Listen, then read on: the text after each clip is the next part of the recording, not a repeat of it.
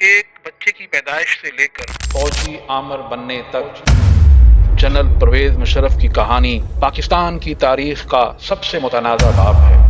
آج ہم اس کہانی کا پردہ چاک کریں گے اور اس دور میں اقتدار کی غلام گردش میں ہونے والی تمام کارروائیوں کا راز فاش کریں گے اور یہ جانیں گے وہ کون تھے اور کیسے انہوں نے ایک پورے ملک کی تقدیر بدل دی۔ مجھے پتا ہوا تھا کہ یہ آزاد کشمیر میں لمیٹڈ ایئر اٹیک پاکستان کو پک کرنے والے ہیں۔ جنرل مشرف کے دور میں قرضے اتنے نہیں چڑھے جو ان 10 سالوں میں انہوں نے 4 گنا پاکستان کا قرضہ چڑھایا۔ آج کی ویڈیو ہے جنرل پرویز مشرف کی زندگی کی مکمل کہانی، ایک بچہ جو دہلی کی گلیوں سے اٹھا اور پاکستان کا طاقتور ترین شخص بن گیا، لیکن کیا اس کی حکمرانی نے پاکستان کو آگے بڑھایا یا پیچھے دھکیلا؟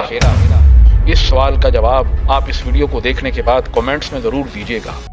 کہانی کا آغاز ہوتا ہے 11 اگست 1943 سے، جب دہلی کے ایک مسلمان خاندان میں پرویز مشرف پیدا ہوئے۔ تقسیم ہند کے بعد 1947 میں ان کا خاندان پاکستان ہجرت کر گیا اور کراچی میں آباد ہوا۔ مشرف کا بچپن عام بچوں جیسا تھا، لیکن ان کے اندر بچپن سے ہی ایک قائدانہ صلاحیت نظر آتی تھی۔ پرویز مشرف نے ابتدائی تعلیم کراچی کے سینٹ پیٹرک اسکول سے مکمل کی۔ اس کے بعد 1956 میں ان کا داخلہ لاہور کے ایف سی کالج میں ہوا۔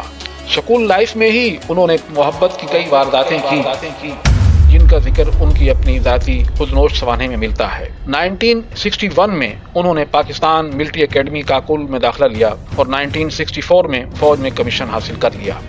پرویز مشرف نے اپنی فوجی خدمات کے دوران 1965 اور 1971 کی جنگوں میں حصہ لیا، جس کے بعد وہ جلدی سے ترقی کے منازل طے کرنے لگے۔ ان کی غیر معمولی کارکردگی کی بنا پر جناب اس وقت کے وزیر اعظم محمد نواز شریف نے 7 اکتوبر 1998 کو انہیں پاکستان کا چیف آف آرمی اسٹاف بنایا۔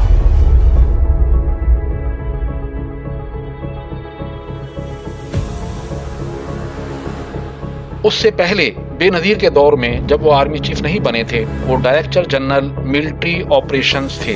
انہوں نے اس وقت کی وزیر اعظم بے نظیر کے سامنے کارگل کا منصوبہ پیش کیا کہ کس طرح سے ہم کارگل کے ذریعے انڈین آرمی پہ اٹیک کرتے ہوئے ان پر غالب آ جائیں گے اور وہاں سے مقبوضہ کشمیر پر قبضہ کر لیں گے۔ General Musharraf was the person who presented the war plan to me.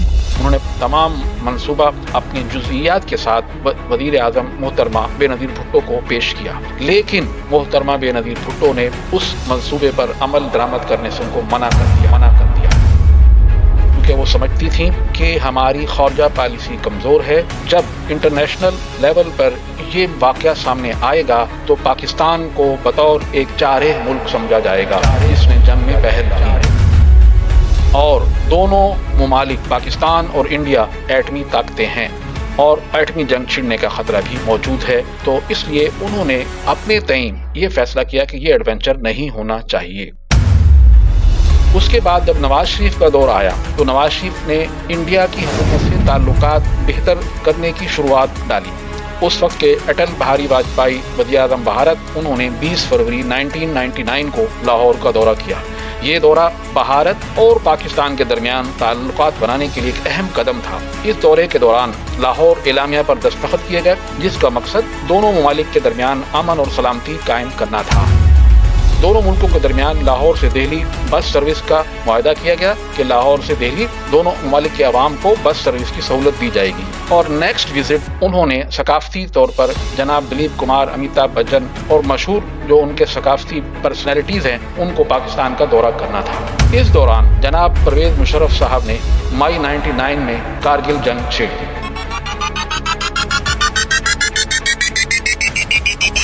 Line of control cross کر کے دوسری طرف داخل ہو کر بھارتی فوج کی پوزیشنوں پر قبضہ کر لیا۔ یہ جنگ اس وقت بڑھ گئی جب بھارتی افواج کو معلوم ہو گیا۔ جب تک انہیں معلوم نہیں تھا، پاکستانی فوج ایڈوانس کر رہی تھی، آگے بڑھ رہی تھی، ان کی پوزیشنوں پہ قبضہ کرتی چلی جا رہی تھی، اور اس میں صرف بری فوج کے کمانڈوز اور مجاہدین شامل تھے۔ پاکستانی فوج کو کافی حد تک کامیابی ہو گئی تھی، قریب تھا کہ وہ مقبوضہ کشمیر کے علاقے تک پہنچ کر بھارتی افواج کو شکست دے دیتے، لیکن بھارتی فوج کو ان کی اس دخل اندازی کا پتہ چل گیا، انہوں نے فوراً اپنی فضائیہ کو انوالو کیا تو بھارتی فضائیہ نے پاکستانی افواج اور مجاہدین پر بمباری شروع کر دی، ان کی سپلائی لائن کاٹ دی، اور عالمی میڈیا میں یہ واقعہ نمایاں طور پر خبروں میں پیش کیا جانے لگا، جبکہ اس واقعے سے وزیر اعظم پاکستانی افواج کے سربراہ فضائیہ اور بحری افواج کے سربراہ اور دیگر تمام افسران لاعلم تھے۔ جب یہ معاملہ میٹنگ میں لایا گیا تو پاکستانی وزیر اعظم محمد نواز شریف نے ناراضگی کا اظہار کیا، تو مشرف اور ان کے ساتھ گنتی کے چند افسران جو اس منصوبے کے روح رواں تھے، انہوں نے وزیر اعظم کو دلاسا دیا، وزیر اعظم صاحب آپ اس واقعے کے بعد فاتح کشمیر کہلائیں گے، فاتح کشمیر کہلائیں گے، فاتح کشمیر کہلائیں گے۔ اس پر وہ وزیر اعظم خوش ہو گئے، لیکن عالمی دباؤ بڑھ رہا تھا، پاکستان کے دوست ممالک جن میں چائنا، سعودی عرب، ترکی وغیرہ شامل تھے، وہ روک رہے تھے کہ آپ یہ حملہ روک دیں۔ اس دوران امریکہ کے صدر بل کلنٹن کا بھی فون آیا، انہوں نے وزیر اعظم پاکستان کو امریکہ کے دورے پہ بلایا تاکہ یہ مسئلہ حل کیا جا سکے۔ امریکہ کے دورے پر جانے سے پہلے وزیر اعظم پاکستان نے پرویز مشرف سے میٹنگ کی تو پرویز مشرف نے بتایا ہماری تیاری مکمل ہے، آپ جو سیاسی فیصلہ کریں گے وہ ہمیں قبول ہوگا۔ لیکن در حقیقت میں چونکہ اس میں پاکستانی فضائیہ انوالو نہیں تھی، بھارتی فضائیہ بڑھ چڑھ کر حملے کر رہی تھی اور پاکستانی فوج کی سپلائی لائن اس نے کاٹ دی تھی اور پاکستانی افواج اور مجاہدین مشکل میں آ گئے تھے۔ جب وزیر اعظم پاکستان کی بل کلنٹن کے ساتھ میٹنگ ہوئی تو وزیر اعظم پاکستان نے کہا کہ مجھے اس واقعے کا علم نہیں ہے، میں اس ایڈونچر سے ناواقف ہوں۔ تو امریکی صدر بہت حیران ہوئے کہ آپ کیسے وزیر اعظم ہیں کہ آپ کو اپنے ملک میں ہونے والے اتنے اہم واقعے کا بھی علم نہیں، اس واقعے کی بنیاد پر آپ کی انڈیا کے ساتھ ایٹمی جنگ بھی چھڑ سکتی ہے اور آپ بے خبر ہیں۔ آپ فوراً تمام فوجیوں کو، مجاہدین کو، جو بھی ہیں ان کو واپس بلائیں۔ چنانچہ وزیر اعظم پاکستان محمد نواز شریف نے وہی کیا جو بل کلنٹن نے ان کو ہدایت دی، اور وہاں سے واپس آ کر انہوں نے اس بات کا اندیا دیا کہ میں کارگل پہ کمیشن بناؤں گا اور جنہوں نے یہ ایڈونچر کیا ہے ان کو سزا دوں گا۔ وہ میڈیا میں بار بار اس بات کو دہراتے تھے۔ پاکستانی افواج کے جنرل نے یہ فیصلہ کر لیا تھا کہ اس دفعہ کوئی جہانگیر کرامت نہیں بنے گا، اگر انہوں نے کسی جنرل کے خلاف کارروائی کرنے کی کوشش کی تو ان کو جواب دیا جائے گا۔ چنانچہ ان کے اس منصوبے کو سمجھتے ہوئے کہ وہ پرویز مشرف کو اقتدار سے معزول کرنا چاہتے ہیں، پرویز مشرف نے انہیں اقتدار سے معزول کر دیا اور اقتدار پہ قبضہ کر لیا۔ نواز شریف کو اور ان کے ساتھیوں کو جیل میں قید کر دیا گیا اور مشرف چیف ایگزیکٹو کے طور پر پاکستان کے حکمران بن گئے۔ پرویز مشرف نے اقتدار سنبھالنے کے بعد 2002 میں عام انتخابات کرائے، جس میں پاکستان مسلم لیگ کاف، جسے عام طور پر کاف لیگ کہا جاتا ہے، ایک نئی جماعت کے طور پر سامنے آئی جو زیادہ تر سابقہ مسلم لیگ نواز کے ارکان پر مشتمل تھی۔ یہ جماعت بنیادی طور پر پرویز مشرف کی حمایت یافتہ تھی اور ان کی حکومت کا سیاسی چہرہ بن کر ابھری۔ 2002 میں سویلین حکومت کا قیام ہوا اور ظفر اللہ جمالی اس کے پہلے وزیر اعظم بنے۔ اس کے بعد چودھری شجاعت حسین اور شوکت عزیز جیسے وزرائے اعظم بھی پرویز مشرف کی حکومت کے ساتھ رہے۔ عمومی طور پر جمہوری نظام میں ایک شخص بطور آرمی چیف کا عہدہ رکھتے ہوئے سول حکومت کا سربراہ نہیں بن سکتا۔ دنیا کے کسی بھی جمہوری نظام میں ایسا نہیں ہے، لیکن پاکستان میں یہ تجربہ کیا گیا۔ 17ویں آئینی ترمیم پاس کی گئی اور پرویز مشرف کو بطور آرمی چیف اور صدر 2 عہدے رکھنے کا اختیار دیا گیا۔ اس سے پہلے اسمبلی میں موجود تمام سٹیک ہولڈر، تمام سیاسی پارٹیوں سے ووٹ لینے سے پہلے پرویز مشرف نے وعدہ کیا کہ وہ جلد ہی وردی اتار دیں گے، جیسے ہی حالات بہتر ہوں گے وہ یہ وردی اتار دیں گے، اور اس طرح سے ان کو 2/3 اکثریت سے یہ آئینی ترمیم پاس ہو گئی۔ آئینی ترمیم پاس کرانے کے لیے اسمبلی میں 2/3 اکثریت ضروری ہوتی ہے، تو پرویز مشرف نے یہ وعدہ کیا کہ میں یہ وردی جلد اتار دوں گا، اور اس کا وہ ٹائم فریم بھی دیا انہوں نے۔ اس پر مولانا فضل الرحمان، جماعت اسلامی، تمام اپوزیشن جماعتیں مسلم لیگ کاف کے علاوہ وہ ان کو ووٹ دینے پر راضی ہو گئی، انہوں نے ان کے وعدے پر اعتبار کیا۔ لیکن جب یہ ترمیم پاس ہو گئی، مشرف نے باقاعدہ بطور صدر کے حلف اٹھا لیا تو انہوں نے وردی اتارنے سے انکار کر دیا اور یہ تاریخی جملہ بولا، یہ وردی میری کھال ہے، یہ میں قبر کے ساتھ جب مروں گا تو میرے ساتھ جائے گی۔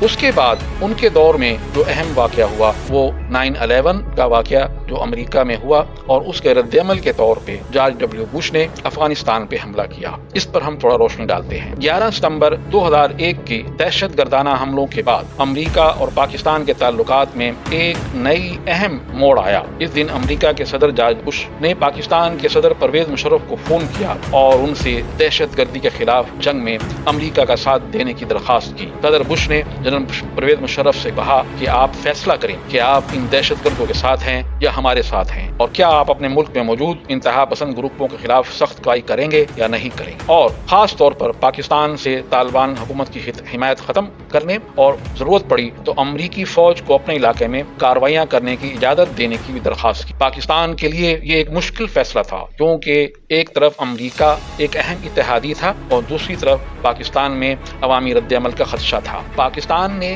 जो खारजा पॉलिसी फौजी पॉलिसी को तश्कील दी थी वो अमरीका की हिदायत पर और अमरीका की हिफाजत के लिए तश्कील दी थी। 11 साल तक पाकिस्तानी अफवाज और मुजाहिदीन रूसी फौज के साथ लड़ते रहे सिर्फ अमरीका के दिफा के लिए। अमरीका ने पाकिस्तान को आगे किया। पाकिस्तान बतौर मेज़बान के दुनिया भर से जो मुजाहिदीन आते थे उनकी मेज़बानी करता था और उनके ज़रिए से वो उनको अमरीका के तहफ़्फ़ुज़ के लिए रूसी अफवाज से लड़ने का मौका देता था। ये कहा जाता था कि ये जिहाद है, अगर रूसी अफवाज ने अफगानिस्तान पे कब्जा कर लिया तो उनका अगला निशाना पाकिस्तान होगा।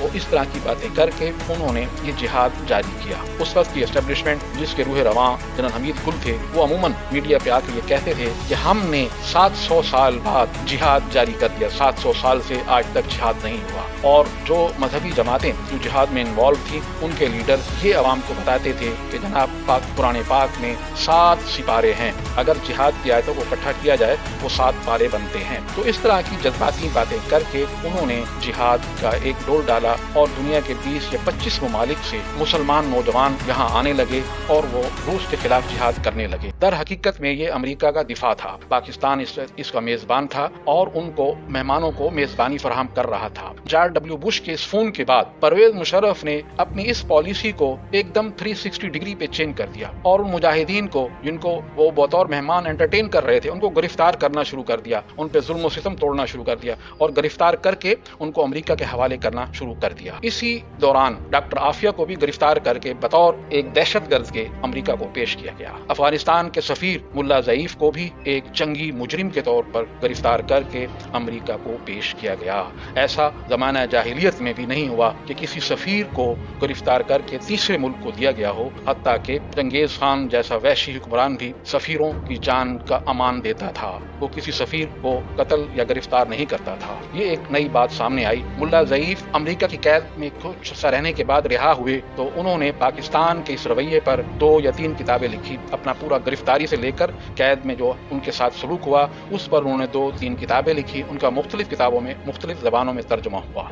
अफगान बेसिकली एक कबायली कल्चर और कबायली जहन रखते हैं। वो इस ज्यादती को अपने मुजाहिदीन को पकड़कर और अपने सफीर को पकड़कर अमेरिका के हवाले करने जैसा जुर्म वो कभी माफ नहीं करते। वो अपनी इस नफरत का इजहार इंटरनेशनल लेवल पर अमूमन करते रहते हैं। क्रिकेट मैचों में, हॉकी, फुटबॉल और दूसरे इवेंट पर वो अपनी नफरत का इजहार करते रहते हैं। इस पर पाकिस्तानी हुक्मरान चौंकते हैं कि हमने तो उनकी मेजबानी की, वो हमारे साथ ऐसा सलूक क्यों करते हैं। नेक्स्ट अहम वाकया जो हुआ वो लाल मस्जिद का वाकया था। इस पर हम थोड़ी रोशनी डालते हैं कि लाल मस्जिद ऑपरेशन और उसके नताइज क्या थे। लाल मस्जिद इस्लामाबाद की एक तारीखी मस्जिद है जिसके साथ जामिया हफ्सा के नाम से एक मदरसा भी मुंसलिक था। इस मस्जिद के मुंतज़मीन में मौलाना अब्दुल अजीज और इनके भाई मौलाना अब्दुल रशीद गाजी शामिल थे जो सख्त गिर नजरियात के हामिल थे। जब मुशर्रफ का हुक्मरानी का दौर आया तो उन्होंने रोशन ख्याली के तहत कुछ कवानीन में तब्दीली की और कवानीन में तब्दीली के साथ पहले से जो बने हुए कवानीन थे फहाशी को रोकने के लिए उन्होंने नरमी पैदा की। तो इस्लामाबाद में जगह जगह फहाशी के अड्डे और मसाज सेंटर खुलने लग गए और जामिया हफ्सा के साथ भी कुछ ऐसे सेंटर कायम हो गए। पहले तो जामिया हफ्सा के मुंतज़मीन ने थाने में जाके शिकायत की कि इनको बंद किया जाए, लेकिन थाने वालों ने कान नहीं धरे। जब उन्होंने देखा कि मस्जिद मदरसा का तक़द्दुस पामाल हो रहा है तो उन्होंने डंडा उठा लिया और खुद ही ये सेंटर बंद कराने शुरू कर दिए और हुकूमत से मुतालबा किया कि वो इस्लामाबाद में इस्लामी कवानीन नाफिज करे। जामिया हफ्सा की तालबात ने सरकारी लाइब्रेरी पर कब्जा कर लिया और हुकूमती अहकामात उनके इस रवैये को देखते हुए फौजी हुकूमत ने ऑपरेशन का फैसला कर लिया। इस दौरान मुशर्रफ की हुकूमत के ओपनिंग बैट्समैन जनाब चौधरी शुजात हुसैन और मोहम्मद अली दुरानी सामने आए। उन्होंने कहा कि हम मुज़ाकरात से इस मसले को हल करते हैं। इसकी इजाज़त उन्होंने सदर पाकिस्तान जनरल परवेज मुशर्रफ से भी ली और पहले उनसे मीटिंग मीटिंग की, उनकी शराइत सुनी और उनकी शराइत ले करके वो लाल मस्जिद की इंतजामिया के पास आए। उनके मुज़ाकरात जनाब अब्दुल रशीद गाजी साहब और उनकी टीम से हुए और ये मुज़ाकरात के 6 या 8 दौर हुए। तरीक़ाकार ये होता था, चौधरी शुजात हुसैन गाजी अब्दुल रशीद से मिलकर परवेज़ मुशर्रफ साहब की तरफ जाते थे, उनसे हिदायत लेकर फिर इधर आके मुज़ाकरात करते थे। तो इस तरह से 7 या 8 दौर मुज़ाकरात के हुए। आखिरी दौर के बाद, मुज़ाकरात के आखिरी दौर के बाद चौधरी शुजात हुसैन ने खबरी सुनाई कि मुज़ाकरात कामयाब हो गए हैं और उस वक्त फौजी हुकूमत ने जामिया हफ्सा का मुहासरा किया हुआ था और उनके यहाँ सप्लाई खाने पीने की बंद थी। तो उस दौरान उनके लिए खाने का इंतजाम किया गया, खाने की देगें वगैरह और दूसरी जरूरी चीजें उनके गेट तक लाई गई और चौधरी शुजात हुसैन ने ये खुशखबरी सुनाई कि मुज़ाकरात कामयाब हो गए हैं।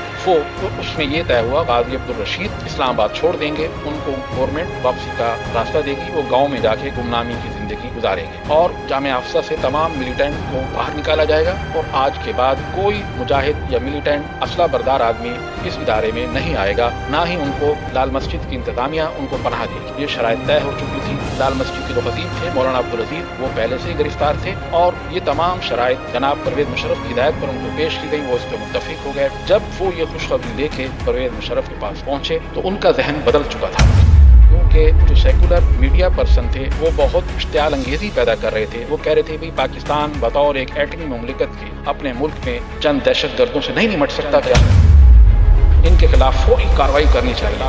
उनमें जनाब जावेद चौधरी, हामिद मीर और दीगर अखबार पर्सन शामिल थे। तो परवेज़ मुशर्रफ का जहन इस लम्हे बदल गया। उन्होंने कहा नहीं, हम ऑपरेशन करेंगे, हम उसकी बात नहीं मानेंगे।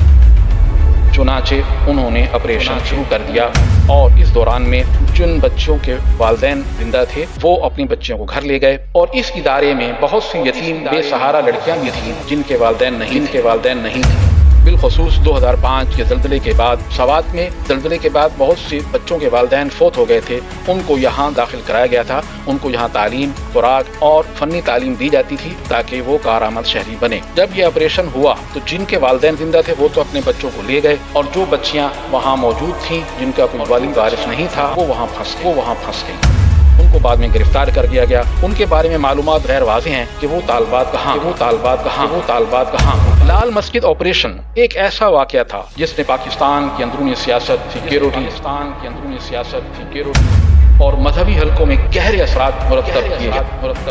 ये आज भी एक मुतनाज़ा और जज्बाती तौर पर हसास मौजू है। इस वाक़े ने परवेज़ मुशर्रफ की हुकूमत पर शदीद दबाव डाला। मजहबी हलकों और कुछ सियासी जमातों ने इस ऑपरेशन को गैर ज़रूरी और सालमाना इक़दाम करार दिया।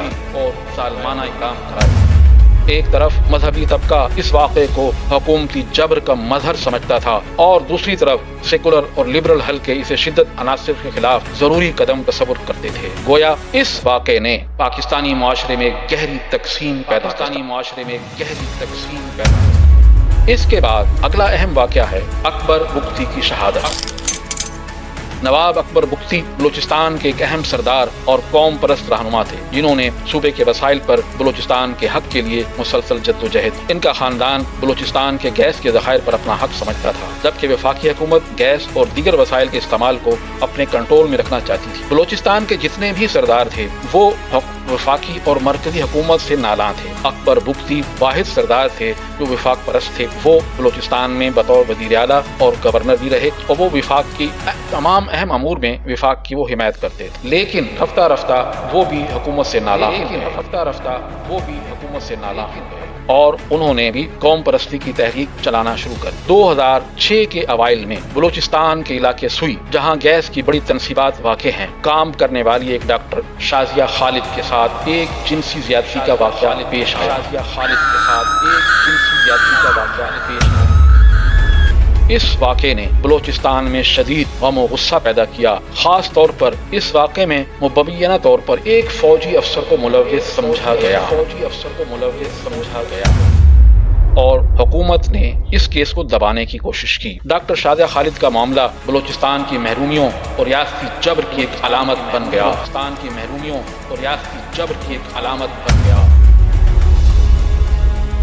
अकबर बुख्ती ने इस वाक़े के खिलाफ सख्त रद्द अमल दिया, इस बात पर जोर दिया कि बलोच अवाम की इज्जत और हुकूक का तहफ़्फ़ुज़ किया जाए। उन्होंने इस वाक़े को वफाकी हुकूमत की बलोच अवाम के साथ बेहिसी और जबर की अलामत करार दी। डॉक्टर शादिया खालिद के साथ पेश आने वाले वाक़े ने बलोचिस्तान में पहले से मौजूद कशीदगी को हवा दी। अकबर बुख्ती ने इस वाक़े को बलोचिस्तान के हकूक और इज्जत की पामाली के तौर पर पेश किया और उन्होंने हुकूमत से मुतालबा किया कि मुल्ज़िमान को इंसाफ के कटहरे में लाया जाए। ताहम हुकूमत ने इस मामले को नज़रअंदाज करने की कोशिश की जिससे अकबर बुख्ती और वफाकी हुकूमत के दरमियान फासले मजीद बढ़ गए। उन्होंने गैस पाइपलाइनों पर हमले शुरू कर दिए और रोडों को बंद करना शुरू कर दिया। यही वो पस मंज़र था जिसमें अकबर बुख्ती और हुकूमत के दरमियान कशीदगी अपने उरूज पर पहुँच गई। 2005 और 6 में बुख्ती कबाइल और हुकूमत के दरमियान फौजी झड़पें हुई और हालात इस कदर ख़राब हुए कि बिलाखिर हुकूमत ने अकबर बुख्ती के खिलाफ एक फौजी ऑपरेशन का फैसला कर दिया। लेकिन इससे पहले इस कहानी में एक ट्विस्ट आता है कि चौधरी शुजात हुसैन ने मुज़ाकरात के जरिए हालात को संभालने की कोशिश की। चौधरी शुजात की फैमिली के जनाब अकबर बुख्ती के साथ ज़ाती ताल्लुकात थे, क्योंकि जब जुल्फ़कार अली भुट्टो के दौरे हुकूमत में चौधरी शुजात के वालिद चौधरी ज़हूर इलाही भुट्टो के मुखालिफ थे, तो भुट्टो ने अपने मुखालिफिन को जेलों में कैद करना शुरू किया और चौधरी शुजात के वालिद चौधरी ज़हूर इलाही को बलोचिस्तान की बदज़माना जेल में कैद कर दिया। और उस वक्त जनाब नवाब अकबर बुख्ती बलोचिस्तान के वज़ीर आला थे। जनाब जुल्फ़कार अली भुट्टो ने बतौर वज़ीर आला बलोचिस्तान अकबर बुख्ती को हिदायत की कि वो चौधरी ज़हूर इलाही को जेल में मरवा दें, लेकिन नवाब अकबर बुख्ती ने इससे इनकार कर दिया। उसने कहा मैं ये जुल्म नहीं करूँगा। तो उनके अपने ज़ाती ताल्लुकात की बुनियाद पर चौधरी शुजात हुसैन ने मामलात को सुलझाने की कोशिश की। उन्होंने मुज़ाकरात किए और मुज़ाकरात के दौरान जनाब नवाब अकबर बुख्ती हथियार डालने पर राजी हो गए और उन्होंने हुकूमत की बात मानने पर इत्तेफाक कर लिया। चौधरी शुजात हुसैन ने जनाब नवाब अकबर बुख्ती की जनाब परवेज मुशर्रफ साहब से मुलाकात तय कराई। तैयारा इस्लामाबाद से आ गया, वो सुई के इलाके में वहाँ पे खड़ा हुआ था और नवाब अकबर बुख्ती जाने की तैयारी कर रहे थे इस्लामाबाद जाने की कि एक कर्नल साहब ने नवाब अकबर बुख्ती को इत्तला की कि जनाब तैयारा खराब हो गया है, अब ये तैयारा वापस जाएगा, फिर हम दूसरा तैयारा भेजेंगे जो आपको इस्लामाबाद ले जाएगा और आप परवेज मुशर्रफ साहब से मुलाकात करेंगे। कर्नल साहब ये कहकर चले गए। वो तैयारा वापस परवाज करके इस्लामाबाद पहुंच गया और उसके बाद एक प्रोजेक्टाइल मिसाइल से जनाब नवाब अकबर बुख्ती को शहीद कर दिया गया। क्योंकि उनकी लोकेशन उन्होंने ट्रेस करनी थी और उन्होंने प्रोजेक्टाइल मिसाइल ठीक निशाने पर लगाया और जनाब नवाब अकबर बुख्ती शहीद कर दिए गए।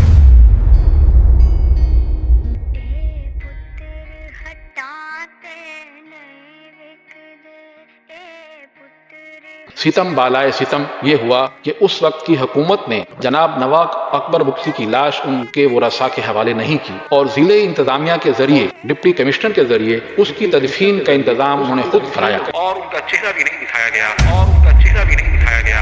उनके लवाहिकीन में से आवाम में से लोगों ने कहा हमें दिखाएं तो सही किसकी लाश है, अकबर बुख्ती साहब की है कि सही कि नहीं, दिखाएं तो सही किसकी लाश है, अकबर बुख्ती साहब की है कि सही कि नहीं।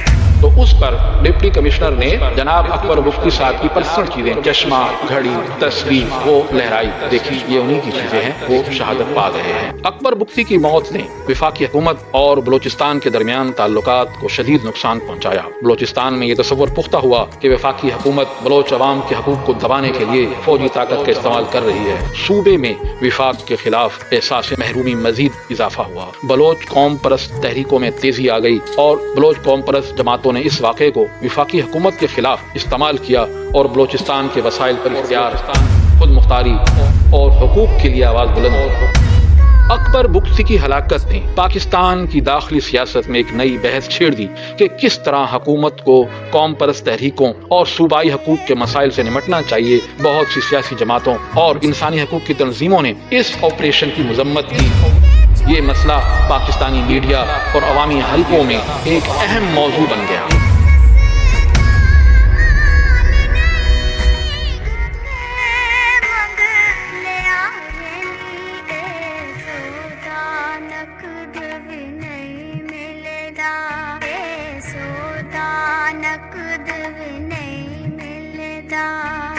तू लब दी फिरे उठा